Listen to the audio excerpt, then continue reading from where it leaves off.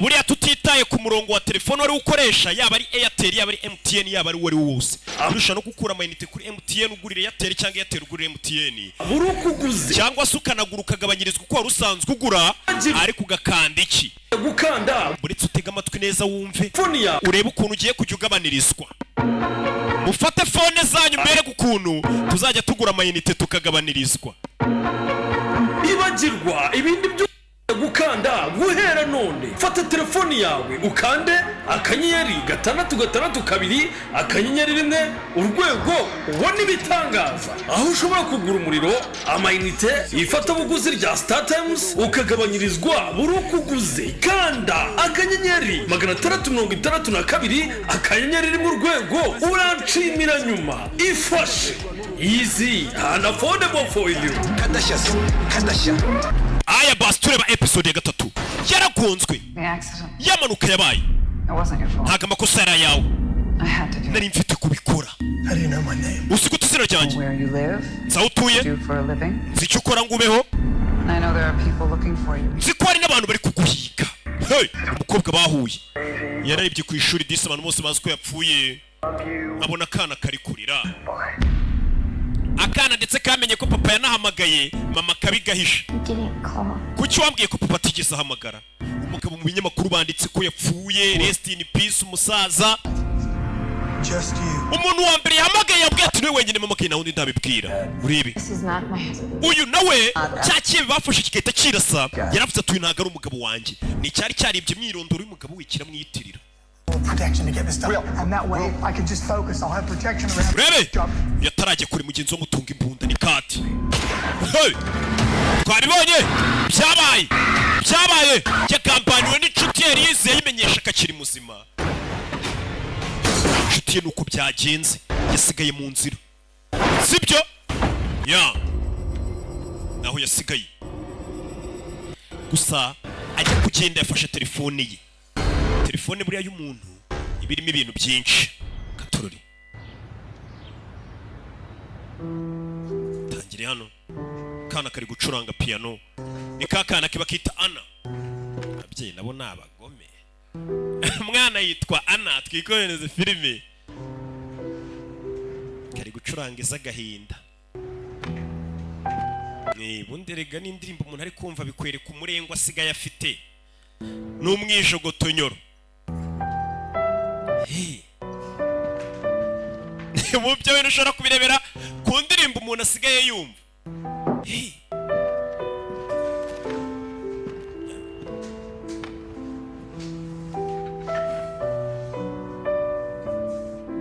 Jano kana karakariye mama shaho basi wagerageje gucuranga ibindi bintu mwana wanjye basi mu rugo tube dufite ibintu byiza mwana ari gucuranga indirimbo z'agahinda kirano rwakumanze umukecuru cyo kureba rebe uyu ni madamu wa Will Scott nabafasha Scott, we're with the bureau. Madame Scott duturutse muri FBI umugabo afite tatuwaje Will Scott is your husband? harya Will Scott si umugabo wawe My ex-husband. yahoze ari umugabo wanjye bari baratandukanye Attempted to make contact with you recently. mu minsi ishize yaberigeze guhamagarara kwiki Dead. yarapfuye ariko He passed away a few days ago. hashize iminsi mike apfuye mwakabaye mubizi ibaze n'abakorera FBI I haven't noticed anything. ese nta kintu kidasanzwe waba umaze iminsi ubona ugakeka ushaka kuvuga iki You don't know, tried to get in touch with you. ese umugabo we ntabwo yigeze agerageza kukuvugisha Passing. cyangwa undi muntu wakuvugisha nyuma y'uko umugabo wapfuye Why? kubera iki ariko It happened? hari icyabaye There's nothing for you to worry about, ma'am. nta cyatuma uhangayika I do want to stress, however, that this matter is very important. ntabwo twashaka gutera stress ariko iki kibazo cyari kibiteye ni ingenzi Information regarding your husband. nugira amakuru yerekeranye n'umugabo wawe People that he was spending aho yaba ari days leading up cyangwa abantu yabanaga nabo bya hafi immediately. watumenyesha Will and I divorced 4 months ago. maze amezi ane ntandukanye n'umugabo wanjye We've had since was during custody exchange of our daughter. duhamagarana iyo agiye kuma umukobwa wanjye cyangwa nkamuha ngo babirirwane Think of anything suspicious, please let us know. we nugira icyo ubona ukeka uzatumenyesha How will I get a hold of you? none se nzabahamagara kuki ko mutansikiye nimero zanyu twe dufite izawe humura nyagasani abagabo bacishene yarumirwa gusa kana kumvirizaga kana gacaho kaza kwicara hano mama arumiwe abantu baje kumubaza ngo bakorera FBI kandi bamubaza ko umugabo yapfuye ngo ntabwo muherukana iki niki kandi nta muntu utabizi ko umugabo yapfuye nuko dutangiye episode ya 3 mwibutsa izi filmu zisanga ku gasobanuyefilms.com yeah bimeze bite rebe umugabo aracyazerera umugina n'uyu munsi nta muntu umwe afite wo kwizera gusa aho twasigiye mwahabonye ndetse izi filmu ukeneye kuzamamazaho uhamagara ku cyiciro gikuru cy'agasobanuye bakita Rock Entertainment 0786568331 sibyo cyangwa mukatwandikira ku mbuga nkoranyambaga zacu ababishinzwe bwombi iki niki baragusubiza katurori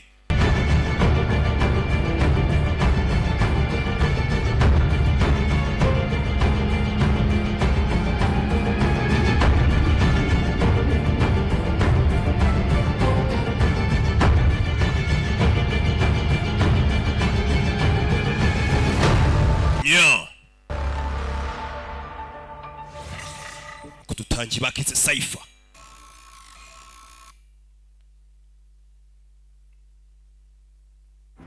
mukabari hano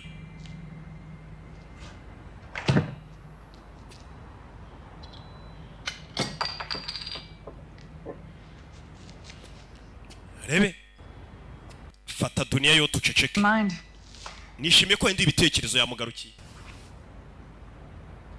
To be honest with you, I didn't really have a choice. I didn't come back because I trust you. I'm here because you're the only one left. Got you. All right. Sawa. I'm listening. No, ndakumva. What do you want to know? Urashaka kumenya iki? Wa mukobwa. Tell me everything. Kira buri kimwe. Well, I don't know everything, but I'll tell you what I know. Ntabwo nzi byose ariko ndakubwira ibyo nzi. Okay. Nyine. I've been after this document for a while. Iyo document bamaze igihe kinini nyibaza. Who are they? Ese ni bande? They want. Barashaka icyo abayibazaga. Who are the targets? Ibipimo biri kuri iyo document ibyande. What is the end game? Ese umukino uzarangirira he? And these people that are listed on abantu bari kuri iyo document implicated in this whole scheme? Ese bose bari muri iki kibazo cyangwa nabo kwicwa cyane bo bazica? What have they done to be sorry? Ese bari kuri iyo liste bakoze iki barabashakira iki? Gusa ikiruta byose. Who are the people behind all? Abari inyuma yabyo byose noneho ni bandi. That sounds like a lot of questions. Ndumva mbaje ibibazo byinshi kuri njye. What about answers you have any? Ese hari igisubizo na kimwe ufite? I'm working on it. Ndi kubikoraho. Yayisomera kuri dunia yote. Thought that I was getting close to solving a part of this mystery. You suddenly showed up. Ubwo numvaga ngiye gukemura ibintu byose nagiye kubona mbona nawe uraje. Nothing's been the same since. Ibintu bita byivanga ntabyo ngiye kumira kimwe. So how did you find me? Wamenye gutahonde? I was following a lead and hari umuntu nari nkurikiye nawe nsanga wagezeyo. Hehe. Philip Washington. Nari nkurikiye utwa Philip Washington. Well, uramwibuka? I was there. Nari mpari. It was me who called the police. Ninjye wamagaye polisi. You were supposedly dead. Ubwo bashakaga kupfa. I am dead. Narapfuye ariko n'ubundi. Did you happen to get a glimpse of them? Abane gishinge urabonye se umunsi muteri gishinge umukobwa yarahari. By the time I got there, ubwo nahageraga umurambo wawe bari kupakira mu modoka bawutwara. Gone before I could make out the license plate. Bagiye ntarafata na plaque zabo. No clues, no. Bivuze ngo nta kimenyetso ufite nta makuru na make. Didn't even get a glimpse of them. Nta nubwo wababonye. Mukobwa. How'd you first discover the list? Iyo list ubundi wayibonye ute? Rwa rupapuro rurimo code. It wasn't me. Ntabwo ari njye waruvumbuye. Who was it? Ninde se? My father. Papa wanjye niwe waruvumbuye. Uyasoma kuri dunia yote uko ibibazo byiyongera. Wibutsa dunia yote irimo tombora. Why don't we go and see him? Twagiye kureba sose akatubwira. He's dead. Papa wanjye yarapfuye. They killed him. Baramwishe. Kasani. Sorry. Wihangane. Papa yarapfuye. The guy I thought was my best friend. Umuhungu natekereza ko ari inshuti yanjye. Turns out to be a traitor. Byarangiye nawe ari umugambanyi. He's now 6 feet under. Ubu ngubu yanapfuye. Can't even go home to my family because my ex-wife and daughter think I'm dead. Ubu nta nubwo nataha mu rugo kuko wahoze ari umugore wanjye siko napfuye. Nothing. Nta kintu dufite natwe hano. Not even the list. Na list ubu ntayo dufite. So that we can try to understand who's behind it. Byibura iyo list tuyibonye twamenye ninde uri inyuma y'ibi bintu byose. Ya list irimo code ntayagifite hano. I have a copy. Mfite kopi. Hey! Mfite kopi ya list. Ya list ye irimo amakode afite kopi. Umusore ni umuhanga. Kati yararenze kuba ari mugenzi wacu gusa n'umwe yapfuye. Yari inshuti. Kandi yari umwe mu ba mbere, kumbe ntabwo bazi ko yari umugambanyi. Yishwe na Will Scott. Baravuga Kati. Ndabizi nicyo kintu cyanyuma ushaka gutekereza. Gusa famiye yawe tuzayitaho. Barabwira umugore wapfuye. Ndetse hari n'amafaranga nyine yo kumufasha yabaye atanzwe yo kumushyingura. Umukozi wa FBI wapfuye. Nugira icyo ukenera, iyi niyo nimero yanjye bwite wampamagaraho. Pani y'akazi. Abonye abantu b'abasirimu aguha business card, nawe mwebwe murahura n'umuntu ngo fata telefone nkubwire nimero. Ngandika 07 kangahe. Asha. Witwa nde? Tommy. Nitwa Tommy. Wapfuye afite umwana. Tommy, can you take care of your mom? Tommy mama we wazamwitaho. Not a boy. Aho ni sawa. Well, tuzasubira. Kandi umuntu ahaguruka agenda, mwe umuntu ajya guhaguruka ugafata ibitoki ukabikaraga ukayampa. Papa yapfuye. Papa w'umwana. Katorori. Byose biraza kumera sawa. Ibyo bimaze kuba hari yaje hano. Aba nabo bakorera FBI. Nabo baracyari mu iperereza ryo bababwiye ngo baze kujya kuvugisha umugore wa Will Scott ngo bamubaze iby'umugabo we. Kuko aramusha babonye ariko babona none uwo muntu wagira ngo asa nka Will Scott ariko nabo ni babyemeye.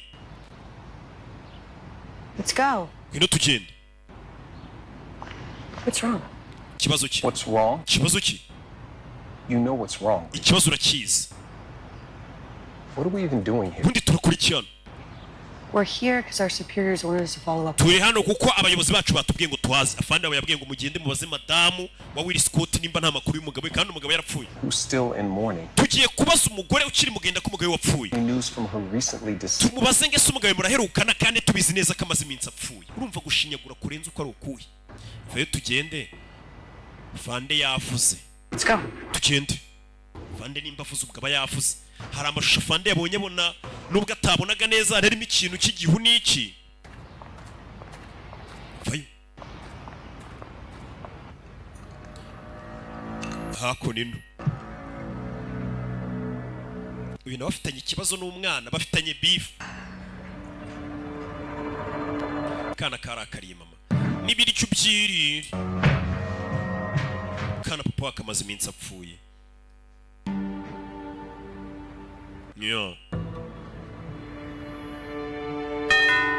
Umugore afite umunzani mu nzu yewe muri kubona inyuma we. Cyewe. Vayo. Miss Scott. Madam Scott. Soda, this is my partner, Agent Green. Uyu ni Agent Green, turakorana. You have a few questions. Tugufite ibibazo biki? What is this? Hasi bini biki? My house, the official FBI headquarters. Inzu yanjye yabaye dikote FBI. Kuki? I just spoke with two of your agents. Simaze kuvugana n'abandi baturutse kuri FBI mu kanya se. Aba agent? Yes. Yego. Two agents just Vuganye n'aba agent babiri bameze nk'amba. by to ask me if you Baje bambaza ibibazo nk'ibyo muje kumbaza. you're here. Ariko ubwo muri rero namwe reka mbabwire.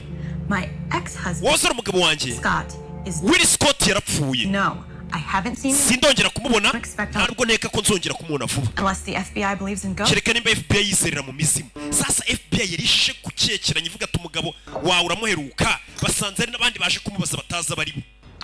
So this was your father's copy? Bivuze ngo iyo niyo kopi ya papa wawe. Papa y'umukobwa yari afite kopi. But I always saw it as his death certificate. Ati iki gipapuro buri gihe nyibona nk'aho aricyo cyatumye papa wanjye apfa. Cya gipapuro kirimo amakode. Deciphering is my job, and this Giye gukuramo kode no gusobanura ibintu nk'ibi niko kazi kanjye. is my entire. Ariko sindabona akazi gakomeye muri kariyeri yanjye yose nkaka. Bari kwinywera dunia yote. Located. None se niki kiri gutuma bigorana? Okay. This. Ibanu, urebe. Each individual line Buri muntu wese responds with someone's name, urimo hano biba bihura n'izina ry'undi muntu. but for each line I need to come up with a different method of deciphering. Ndetse buri murongo wose ngezeho mba ngomba kuzana indi metode nshyashya yo gukuramo iyo kode. And I'm not even sure these are names. Nta nubwo mba nzi neza nimba ari amazina y'abantu. These are Nta nubwo mba nzi ibintu nimba ari amatariki bazapfiraho. so Nta nubwo biri ku murongo umwe. is no usable or ubwishe kuri pattern. bino bintu biravanze. How did you crack the first 3 names? Amazina ya mbere so yamenye ute? Atatu. Well, for each line, kuri buri murongo I have to try dozens of equations, nageragezaga equation nyinshi cyane nka 12 individual code, separately. ndetse na code yo ku ruhande nkabishakira equation mu buryo butandukanye biragoye. Sorry. Help you if I was even remotely good. nakagufashije iyo mva kuba ndi umuhanga mu mibare. What is your line of work? none so ukora iki? I'm an interior designer. Kiye nkora ndi interior design. Wanna be? Interior design nibyo akoramo. Designing mu mazu iki ni cyane bakatsa. John.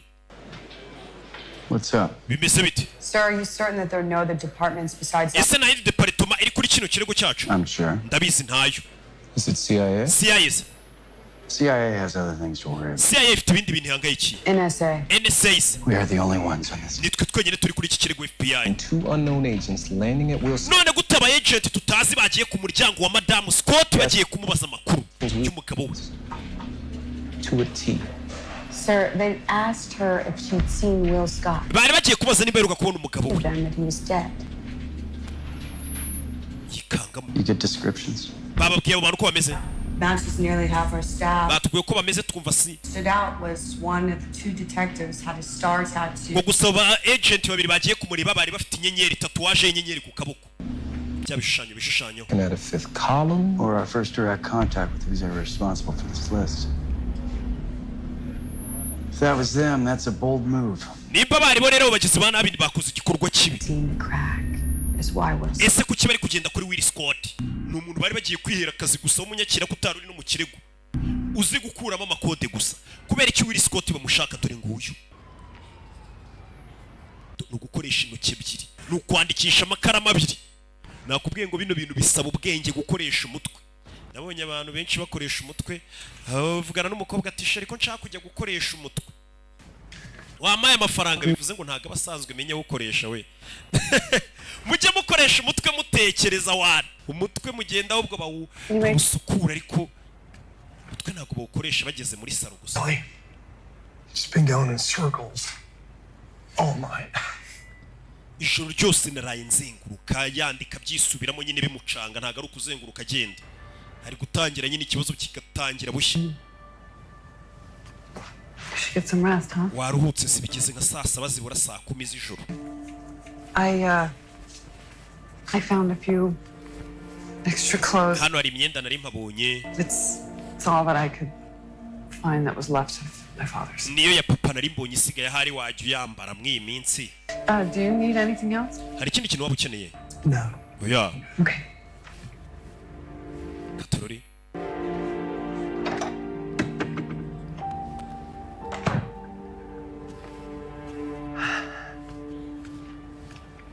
yeah.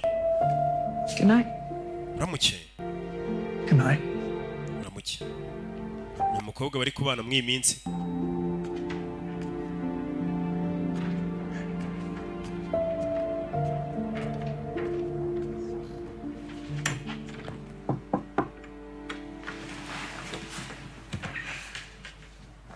Can I come in? ninjire akana karakariye mama. Is everything all right? mbese neza mwana wanjye? arabaza akana karababaye. baby Leave me alone. wanitse njyenyine. You can't stay mad at me forever, you know.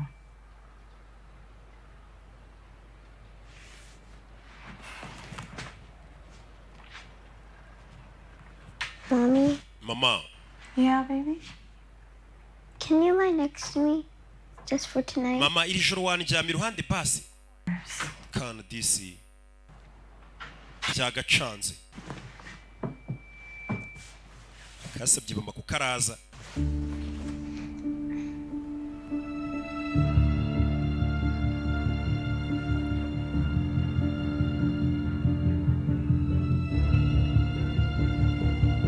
muri iryo joro nawe yaraye hano mu ntebe ntebe filime.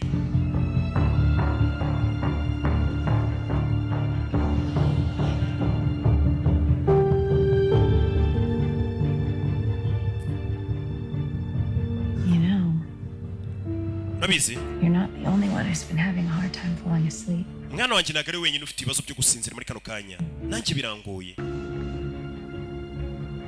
Why does Daddy's parents never come to see us? ese ababyeyi ba papa kuki bataje kudusura?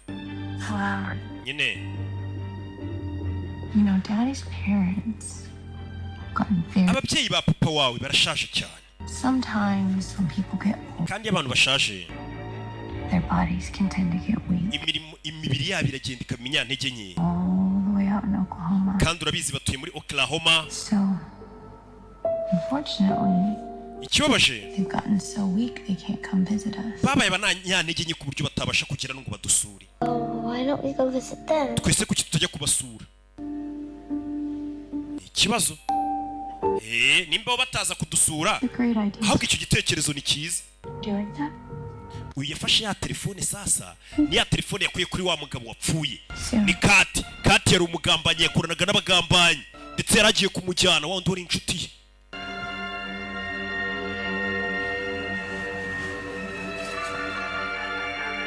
yareba muri telefone uyu nawe ari hano n'umwana uyu yarabyuka muri iryo joro.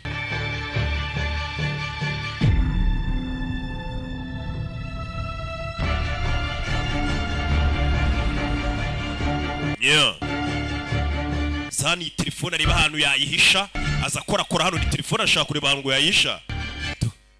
iyi telefone yayambuye umugabo wavuganaga n'abamutumye uyu. telefone ndayitsimba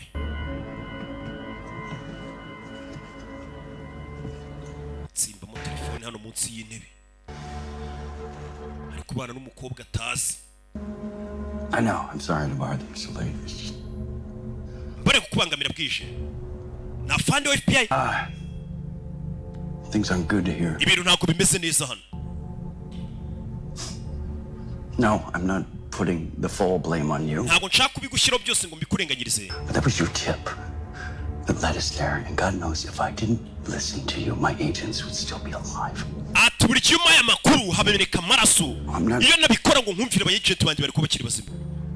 I want you to know what's going on. ndashaka kumenya n'ibiki bijya mbere hano. People are asking questions and I could get in a lot of trouble. mbere yuko nisanga mu bindi bibazo. To know if maybe there's something you're hiding from me. ndashaka kumenya niba nta kintu uri kumisha uyu na fande wa FBI sinzi nitari guhamagara. ninde? No. oya. Listen, calm down. bantu nyumva ariko tuzi. You've been very hard to get a hold of ever since the kuva ryaturika ryaba biragoye kuba umuntu yaguhamagara ngo akubone. I mean, very none ubwo nguhamagaye bigacamo ni sawa hano hari undi uri gukuramo kode. uyu muyobozi wa FBI. Okay. Well, I need to see you. Okay, nkeneye kukubona. afungura ngufu hano ejo tubonane. Same place. yego ahandi dusanzwe duhurira. Okay. bariho bahurira. Good. byiza. See you then. tuze kubona nayo noneho. uyu na fande wa FBI. wibuke ni nawe bahaye amakuru y'ahantu bira byose byari bina kira gipapuro cyari kinyanze kuvuga uwamuhaye amakuru. katurori barakwereka ibyo byarabaye akana kagaruka ku ishuri. papa yarapfuye akana muri iyi minsi nago kameze neza karababaye ni ka Ana. gusa papa agira gutya buri kabonye akanya basa kibeta buriya papa kaza ku ishuri kurunguruka areba akana uko kameze. uzareba akana kameze gute? kana karababaye nakabayaga nya.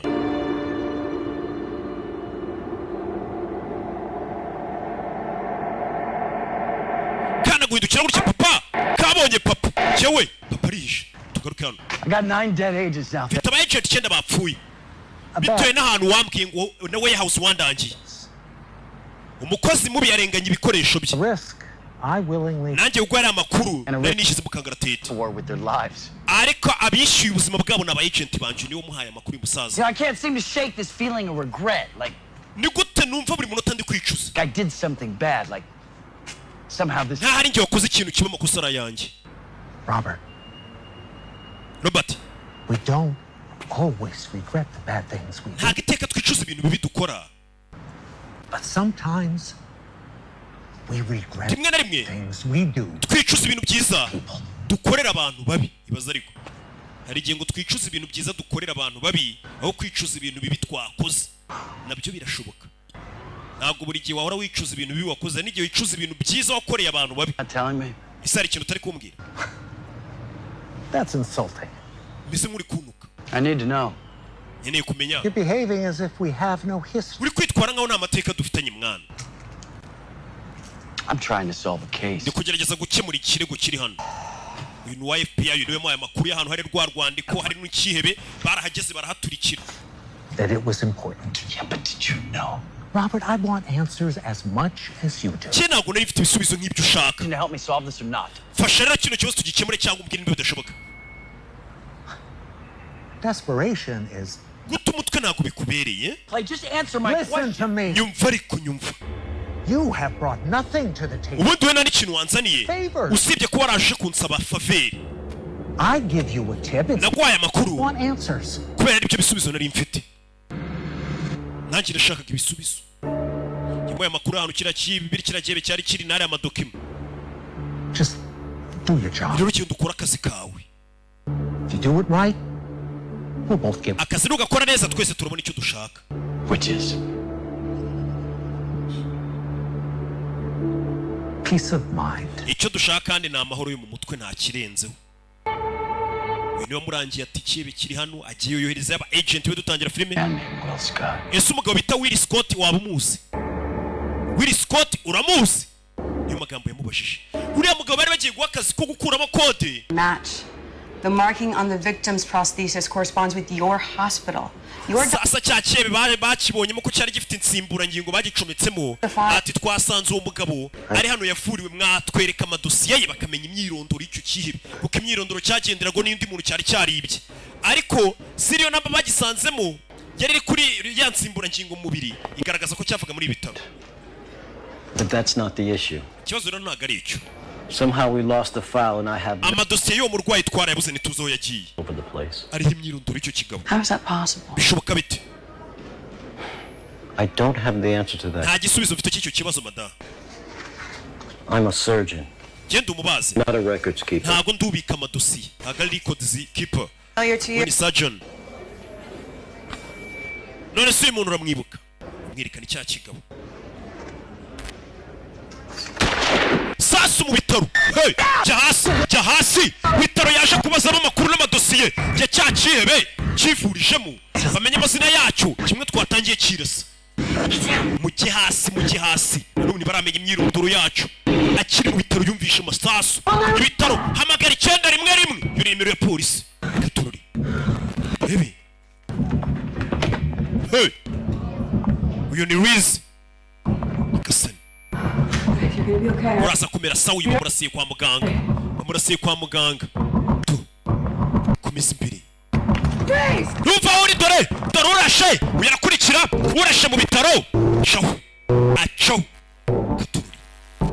hey bisa nkaho bano bantu babakurikirana wari ugiye kubaza amakuru y'ikihebe ibibaye ku bitaro murabibonye naho habaye kurasana ari amadosiye cyangwa se kiriya gipapuro twabonye cyanditse mu makode menya ibiri hatari byiza na gato katururi Where's the doctor? muganga ari hehe Where's Dr. Kadi? muganga Koti ari hehe wa muganga yari ari kuvugisha umwirabura umwe ufite amakuru avuga ati uwo muntu The doctor? muganga uramubonyera nyagasani muganga yisaburirwa irengero nawe bisa nk'ubu bano bagizi ba nabi cyasaba biri inyuma kubamenya kizira katururi hey akonini You're back. uragarutse I see you wearing your new clothes. ndabona wambaye imyenda mishyashya Suits you. irakubereye Thank you. urakoze I was worried. nari mpangayitse I really don't think you should be roaming around. ntabwo nkeka ko ukwiye gukomeza uzenguruka hirya no hino muri karitsiye Where were you? wari uri hehe Sam, get out. Get some air. nari ngiye gufata akayaga Dropped into my daughter's school. nca no ku ishuri ry'umukobwa wanjye You have a daughter? ufite umukobwa Just had to check on her, make sure she was okay. ya ngiye kureba ko umukobwa wanjye ameze neza You know, you could have put her life in danger. ubuzima bw'umukobwa wawe nabwo ushobora kubushyira mu kangaratete Could have seen you. hagize umuntu ukubona I miss her. nari mukumbuye And she's everything. kandi umukobwa wanjye ni buri kimwe Without her, this I mean, the whole world means nothing. umukobwa wanjye adahari ibi byose bisobanuye ubusa. She's my little angel. Ni marayika wanjye muto. I mean, she's tough, but she has a heart of gold, mwana wanjye arakomeye afite umutima wa zahabu. Like I've never seen in another person before. nigeze mbona n'undi muntu wari we wese. She's the only thing keeping me going. ndetse umwana wanjye niwe ukomeje kumbeshaho. aravuga umukobwa we. nyaw yakoze abamani hako nino yaje hano. The prosthesis we found in Alex Mays' upper right shoulder turns out to be a dead end. ya nsimburangingo twasanze muri uriya mugabo byabaye nk'aho ari ryo herezo menya nta yandi makuru ye tuzongera kubona. Sounds like someone made sure the records of Alex Mays' surgery were erased before we could track him. bisa nk'aho uriya mugizi wa nabi yabanje gusibanganya ibimenyetso by'uwo mugabo Alex Mays mbere yuko tuhagera. Alex Mays yimye ko kirakeye bakitaga ariko nayo ni imyirondoro cyari cyaribye. He's a good man. Kati wapfuye ari umuntu mwiza. Seemed like he was acting a little strange before his accident. ariko mbere yuko iriya manuka iba yapfiriye mu Kati yari ari kwitwara mu buryo budasanzwe. Started keeping to himself. bisa nk'aho ari ikintu cyari kiri kumurangaza cyangwa kumubangamira akabyihererana. That was bullshit. I guess. Kurt was never an introvert. Kati ntabwo yajyaga yihererana amakuru. Somebody scared him. bisa nk'aho ari umuntu wamuteye ubwoba. Who verified the identity? ubundi tubanze tumenye Kati ajya gupfa yarakurikiye Will Scott yanamugambaniye. Just be done with this shit. Done with it? Are you listening to yourself? bino tube tubyihoreye uri kwiyumva ariko ngo tube tubyihoreye. 9 agents have died. On what? aba agent icyenda bapfiriye kuri iki kirego gusa. That has to be an all-time low for the bureau. ndetse bizahoraho igihe cyose icyo gihombo tugize muri iyi biro yacu. We've barely made any progress. noneho nta hantu turi kujya mbega ntaho bari kuva naho bari kujya kuri iki kirego ngo bavuge ngo wenda bari gusatira. I've lost some of my closest friends from this case. You don't trust me about being done with it. naburiye inshuti zanjye za hafi muri iki kirego ntumbwire ngo tukiveho. I agree with you. turemeranya ariko turemeranya. Wisi turi kumwe. oya umukobwa yarakaye. You think this isn't hard for me? urakeka njye ntabwo bingoye. Those were my best. buriya bose bapfuye nanjye bari inshuti zanjye. bari bameze nka famiye. And you. kandi nawe. I care about you. erega nawe nkwitaho Liz. I want you to know I'm here. If you need anything. ndetse mba ngira ngo umenye ko mpari igihe cyose wagira icyo ukenera. nabakorana. dusubire mu kazi. Have you seen Robert? Robert wamubonye? He was here earlier today. yari ari hano kare. ntabwo wamubonye? uyikurebamo hano. byabacanze ntaho bari kujya ku kirego cyabo ngo bavuge ngo wenda aro bari gukeka hari aho bari kugana wapi. ikirego gisa nk'icyabacanze cyahagarariye hamwe. ikirego cyabo cyose gisa nk'igishingiye ku gipapuro kirimo amakode. icyo gipapuro dore ngiki. uyakomeje gukuramo kode agerageza. We've been at this for hours. How about a dinner break? tumaze amasaha turi muri ibi twagiye kurya. oya Scarlett, just give me something. You need it. Scarlett wagize icyuma. What I need to do is crack this code. reka no kode mbanze nyikuremo. Suit yourself. Okay. I'm gonna order a pizza. reka ntume pizza muri resitora bita Gift. niho bagira pizza nziza hariya mu mujyi buriya. breakfast icyo kurya cya saa sita ibintu byose ubundi ni muri Gift. Million Scarletts in the United States. baje kubona izina ryitwa Scarlett kandi ba Scarlett ni nka miliyoni nyinshi cyane bitwa gutyo muri Amerika. baje kubona izina rimwe ryitwa Scarlett. Why don't you move on to the next one and jump around? uwo nguwo tumusimbuke rero. Because it's a person, Claire. uyu ni umuntu. Just jump around this. umuntu ntabwo bamusimbuka. How many names are on the list? ese iyo lisiti y'abantu bangana iki? ni lisiti y'abantu bazicwa. Well, if each line corresponds with a person, then 26 bashobora kuba ari abantu 26 are already dead. bane muri bari ko bamaze gupfa. The list primarily consists of iyi lisiti iriho kiratini, pharaonic, ikirimi cyo kwa bafarawo, Arabic, icyarabu cya kera, Chinese symbols, ibimenyetso by'abashinwa byose biriho. Here, these symbols, those are Mayan. iki kirimi ni icy'abamayani Celtic, to be precise. ndetse na Jakatel. How do you know? ubizi ute? I studied Mayan architecture. nize mayani architecture. Counting these. bino mu bibara gute? umukobwa nabonyemo ibyazi. What numerical classifier are you using? mbwira numerical classifier muri gukoresha hano. Well, What? Bebe. It's flat. The list, it's flat. urabona iyi list ibisa nk'ibitambitse uravuga iki In the Celtic language, iyo uri kusoma ikimi cy'abacakatani different numerical classifier when counting flat. ukoresha ibintu bitambitse mu rwego rwo kubara imibare yabo cy'imbere kuko gatangira kumusobanurira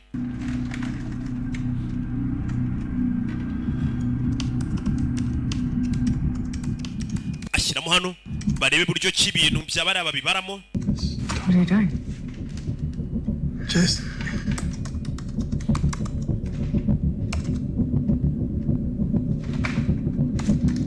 Okay. yandika hano W komeza kureba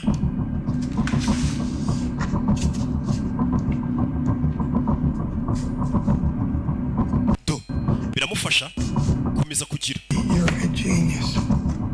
wa mukobwa ufite ubwenge we biri gukora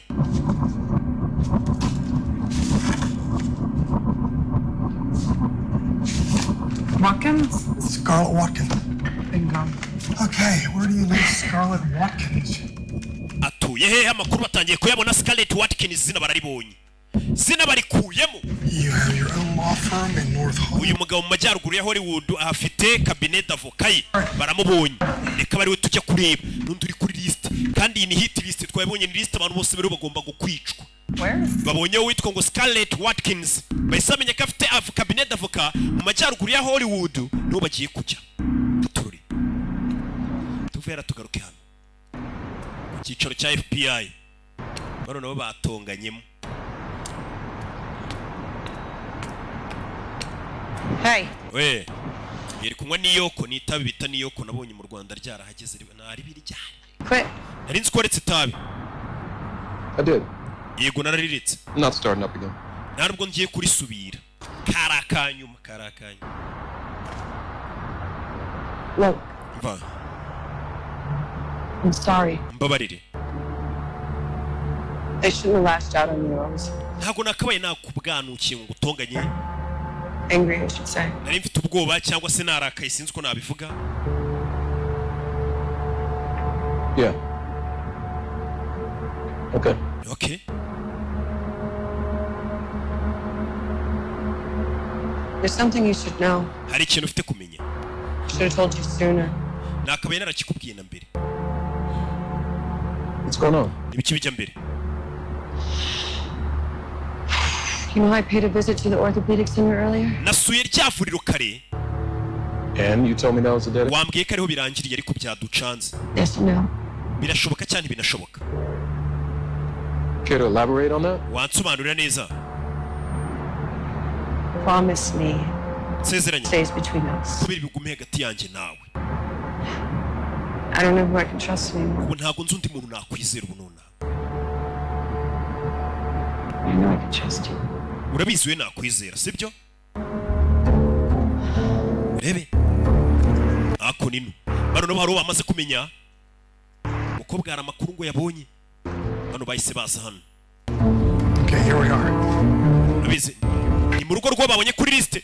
Bisa nk'ari ugomba gukurikira mu bagomba gupfa. Access to her cell phone, we're going to need everything. Emails, text, Turaza gukirira email, message, social media, imbuga nkoranyambaga zabo. everything on my desk. Mu masaha abiri byose mbibone ku meza yanjye.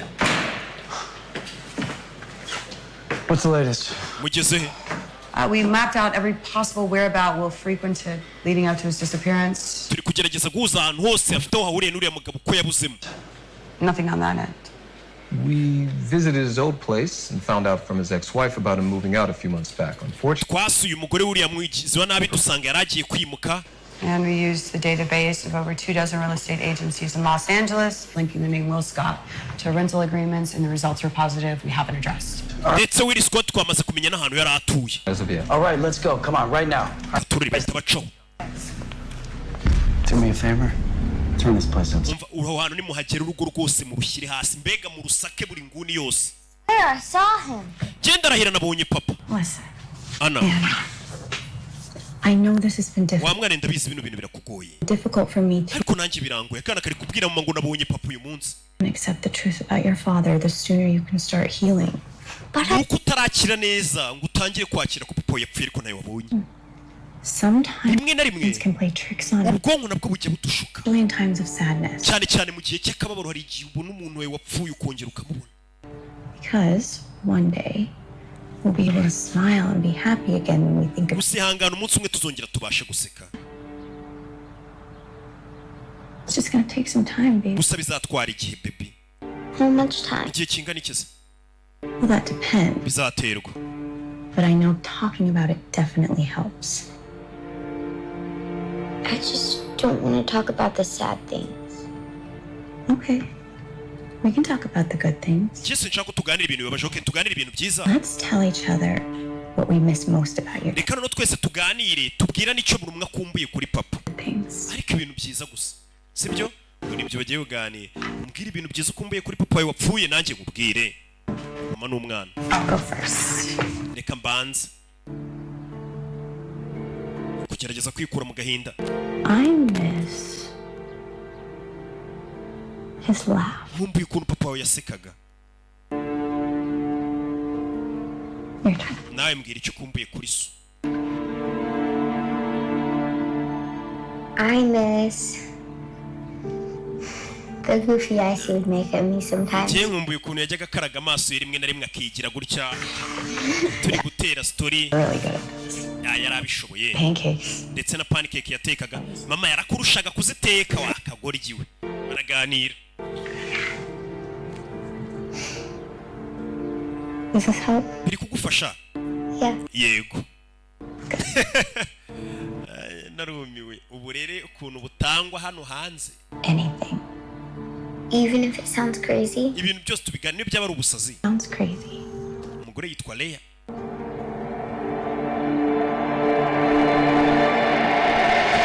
Umugabo yaje hano. Urebe filime. Dore aho yaje. Mbere na mbere yaje mu rugo rwe. Your daughter, she's cute. Umukobwa we ni mwiza. Yabanje kuza mu rugo rwe. Kandi FBI yamaze kumenya urugo uyu mugabo yabagamo mbere.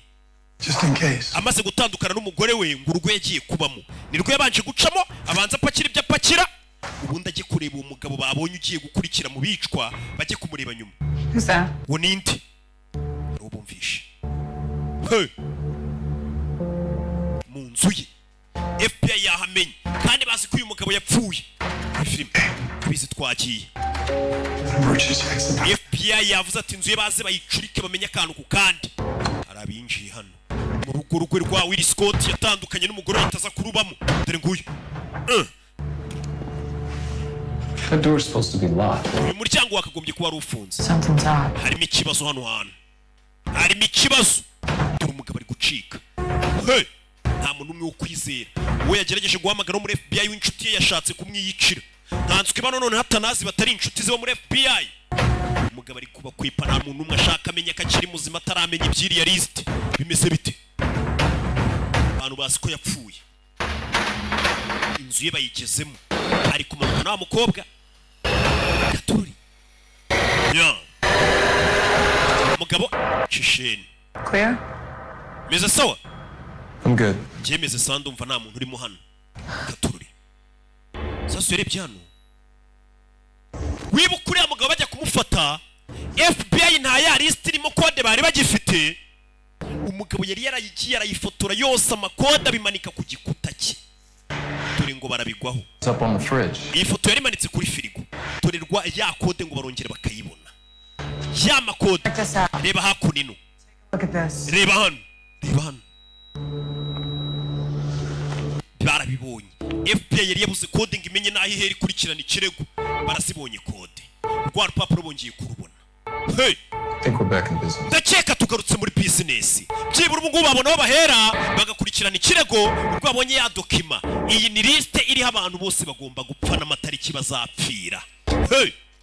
Bimeze bite? Bano bahise bafotora babijyane kuri FBI barebe ko babikemura.